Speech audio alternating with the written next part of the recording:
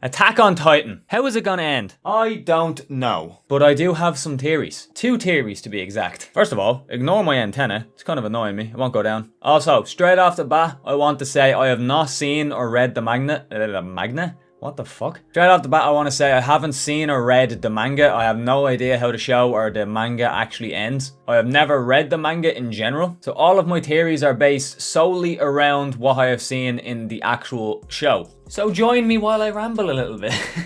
Also, thank you so much for the love and support over on my first Attack on Titan video. It was something I never done before, and to see that much support on it was really, really nice. I appreciate it, thank you. The latest episode got released in March 2023. That's a long time to have all these thoughts in my head. I swear to God, I have had sleepless nights sitting up thinking about how this show is going to end. It has infiltrated my psyche. But as I said, I have 2 theories on how I think this show is going to end. Please do not confirm nor deny in the comments because I do not want to know. I want to have the satisfaction knowing that I have a gigantic brain when I watch the full show when it comes out. So please do not spoil it. So the first of the 2 theories I have is that Eren is being controlled by somebody. My lead culprit in this investigation is Ymir. And whilst recording my last Attack on Titan video, I stumbled across something that reinforced this theory even more that I never noticed on my first watch. In the scene when we find out that Eren actually controlled the past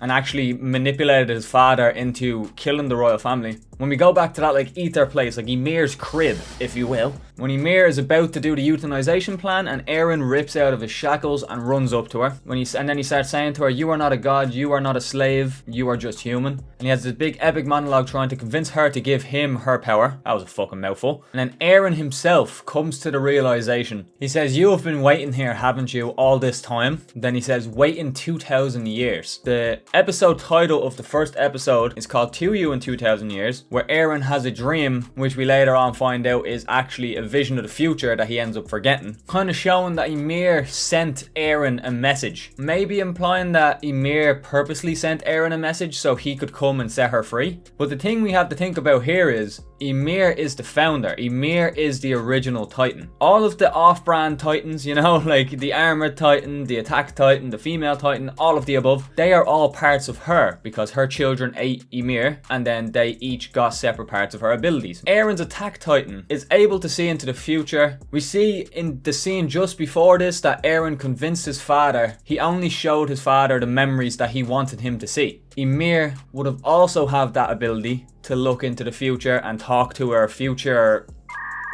inheritor, that's the one. And maybe she done the exact same thing. She only showed Eren what she wanted him to see. When he kissed Astoria's hand, he got all the visions of the future. We don't know exactly what he's seen, but he probably seen what Ymir wanted him to see. And then seeing all these Marleyans trying to rise up against them for something that their ancestors did probably just reinforced that what he's seen is true. And I'm pretty sure after Sasha dies, he comes to the realization that, like, it is happening. It's true. Everything's happening like he saw it. This theory was definitely the weakest up until I saw the most recent episode. For example, when Eren is walking through Marley in the latest episode, and he's like looking around, looking at everybody, and he's like thinking to himself that like everyone here is going to die and I'm going to be the one to do it. And he just has this stone cold expression on his face. Then he sees a girl with a child, and that like stone cold demeanor kind of fades away a little bit, and he kind of has a memory of his mother. But when he sees a few Marleyans beating up the little kid for being a thief, and he walks in and they basically tell him not to be a hero, like, and for a second we think that Eren walked away because he had the thought to himself saying like, yeah, who do I think I am after everything I've done? Who do I think I am being righteous, you know? But then we get like a little jump cut to all the guys on the floor after being beaten up, and then we cut to Eren talking to the child,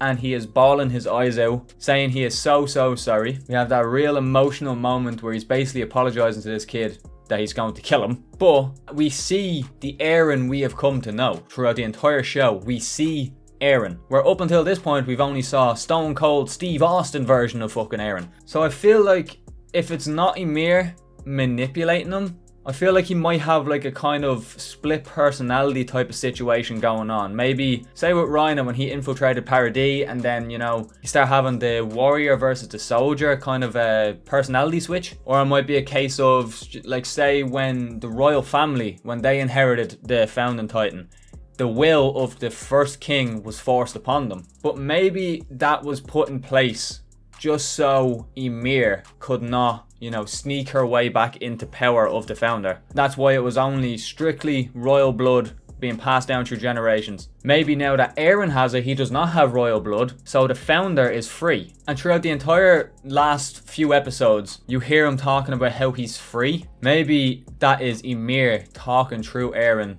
to say that she is now free. It's backed up once again by, we have a clip of young Aaron above the clouds. He has his arms spread out, loving life. Then he looks down through the clouds and he kind of squints a little bit, and then he sees the destruction of the rumbling. And then it cuts back to him only being able to see the clouds and it's all nice and beautiful. And then he turns around and he calls to Armin, and then it cuts to Armin, and he is adult Armin, and he is just equally as bewildered at what has just happened. And then when Aaron calls them into Ymir's world, I guess, he has to talk, being like, you need to fight me, like there's no point in talking, blah blah blah. But when we see Aaron, we see young Aaron. It's the child Aaron, and he is standing next to Ymir. They have the little black thing over their eyes, so you can't see their eyes. Ymir's had that the whole time, basically. But like the only time we see it on the main characters, or like the normal characters, is when they're either in a state of shock, or if something really traumatic is after happening. We see that like black thing over their eyes. And I don't think, given how much small details throughout the show we have gotten already from season 1 up about how the show was going to like get to where it is now, I don't think they would do that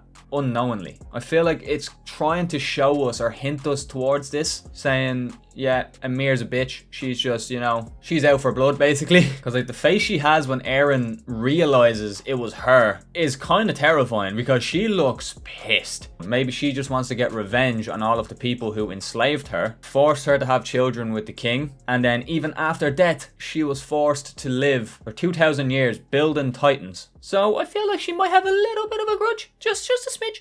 And I think my final piece of this little theory is that when Aaron is having that conversation with the child, and then we're having the back and forth where you see the actual rumbling happening, and we're seeing it from the kid's perspective, when that kid is getting crushed, which, by the way, shook it. When he is getting crushed, the foot is slowly going down on him, and he sees Ymir. Why the fuck would he see Ymir? Like, I'm guessing they are Eldians as well, maybe? I don't know. We don't really see what continent they came from. But like, Ymir is standing there like menacingly, like staring at this child being stood on. Like, I don't believe Aaron is getting any pleasure from this, but I feel like Ymir might be, That is like my final nail in the coffin for this theory. And there's probably a lot more small details that I haven't spoke about or haven't noticed myself. To sum it up, I think Aaron is being controlled by someone at least, or having either the split personality thing that Ryan was having, or has been manipulated by Ymir from the first episode. But now, on to my second theory. This one, I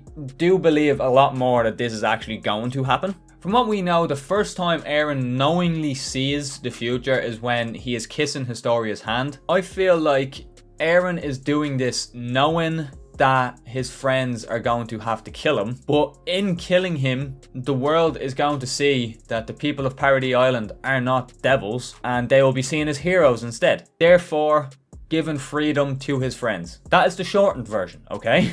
This goes deep, very deep. I feel like when Aaron first kissed Historia's hand, he did not immediately turn into the Aaron that we see in season 4. He seems like he does not want to do what he saw, Up until he finds out that all of Marley and all the rest of the world want them dead. And when he finally gets to the sea and they're looking out into the sea, you see everyone's having a blast except Aaron, because he is thinking about what he is seeing. Thinking about the fact that their entire life they thought beyond the walls was freedom, but reality is beyond the walls, everyone wants them dead. It would be a bit of a party pooper, to say the least. But in season 4, when we get the flashback to all of them in Marley, all the scouts in Marley, we see Aaron was actually having a great time, Especially when they were drinking with all the other refugees. They had a blast. Like, it was genuine fun, It was actually like really heartwarming to see Aaron smiling again. Him and Mikasa have that moment where he's like, what am I to you? And, we think that the moment's gonna happen. They're going to do the thing. They're gonna touch the lips. And he was just having that thought that like, all of these people have gone through the same stuff we have. That one fatal day that their whole life got flipped upside down and everything changed. I feel like at that point in the story, Aaron did not want what was going to happen in his vision to actually happen. I feel like it wasn't set in stone at that point, but maybe at some some point down the line, I feel like it definitely was when he saw the speech, when they were all in this little courtroom and he saw the guy having the speech, talking about how they should march and attack on Paradis Island, kill the island devils, this, that and the other. I feel like maybe that kind of aligned with something that was in his memory, or vision, sorry. And then that's why he decided to just get up and walk out. And then it just kind of clicked in his mind that this is happening whether I like it or not. I feel like he knows what he's doing. I feel like he has taken the ultimate sacrifice so that his friends could live on free and peaceful and just live out their life. The first moment that made me believe that's what he's doing was when the airships were going straight towards the rumbling to stop it. You know, the Marleyan commander has the big speech where he says, this is our hate marching right back at us. This is our own fault. It was because we put all of our wrongdoings onto the Eldians and blamed them for everything, blah, blah, blah. You know, they're all having this like deep moment where they're looking into themselves and being like, this is because of us. But then after that attack failed, and you know, all hope is lost, and then boom, ya boy, they jump out of the plane. Epic scene, by the way. I fucking love it. But as they're jumping out, when Rhina lands on the Beast Titan, you see the commander looking through his binoculars. He sees Rhina, he sees the Cart Titan, but then it cuts back to the commander and he says, is that ODM gear? And then he says something along the lines of, it can't be. The people of Paradis have come to stop the rumbling. Think about the fact that he said the people of Paradis instead of calling them the Island Devils. And then everyone gets hyped. They all get like real excited that like the people of Paradis are coming to save them because they are the only people who are trained to fight Titans. They are the only enemy they have ever fought. So I feel like that there is a little hint at the fact that like if they stop the rumbling, if they end up stopping Eren one way or another, I feel like they might have to kill him, because I don't know how Eren would be able to, you know, go on living after doing such a thing, especially if my first theory is correct. You know, I think his conscience would get the best of him, but I think he only has about like 2 years left to live anyway, so. But yeah, I feel like they're either gonna have to kill him or do something, maybe kill Zeke, and maybe killing Zeke would stop the connection, but I don't think that would be the case. But if they do kill him, I hope we have a moment where we see the real Eren again. Maybe it's like he admits the fact that he was being controlled, or he admits why he's been doing it, and that is like so the people of Paradis are looked at as heroes who saved the world, instead of the people who plunged it into darkness for so many years. I feel like it will be Mikasa. Mikasa is probably going to be the one to kill Eren. I feel like Mikasa is going to chop his head off. Maybe they have like a little heart-to-heart. Eren admits like he was wrong what he said to her. He only done that to get to this point. He explains his whole plan, why he done all this. You know, connects all of the loose ends that all of us have. I know for a fact everyone has their own little loose end that they want to get tied up. So I hope his little monologue at the end will, you know, tie up a bunch of loose ends about what was happening in Eren's mind this entire time. And I hope they have a little heart to heart, maybe confess a love to each other or something. Maybe have a bit of a devil's tango beforehand. No, I'm joking. Yeah, I hope they have their moment at least. And it has to happen. Armin has to fucking throw down with Eren 100%. There is no way it's not happening. Like, obviously everyone's gonna be fighting them, but I feel like the focus is gonna be on Eren versus Armin. I feel like that's gonna be the final showdown, you know, because they did say the last resort is him turning into the Colossal Titan. Maybe he turns into Colossal Titan, causes the big nuclear explosion, knocks Eren out of the Founding Titan form, you know, and then that's when Mikasa comes upon him and blah blah blah. Like, so many things could happen. This show is so unpredictable that like both of these theories could be wrong and Eren was just evil the entire show. I never know. Like, I've done, again, in my last video I mentioned, I have never predicted a single moment through this entire show. So take everything I'm saying with this with a grain of salt. This is just my ADHD filled brain obsessing over something I love. And I hate cliffhangers, and this is fucking why. So I'm so happy I did not watch this show from the start. I feel so sorry for any of you that watched this show from the beginning, because oh dear God, it has been a long ride.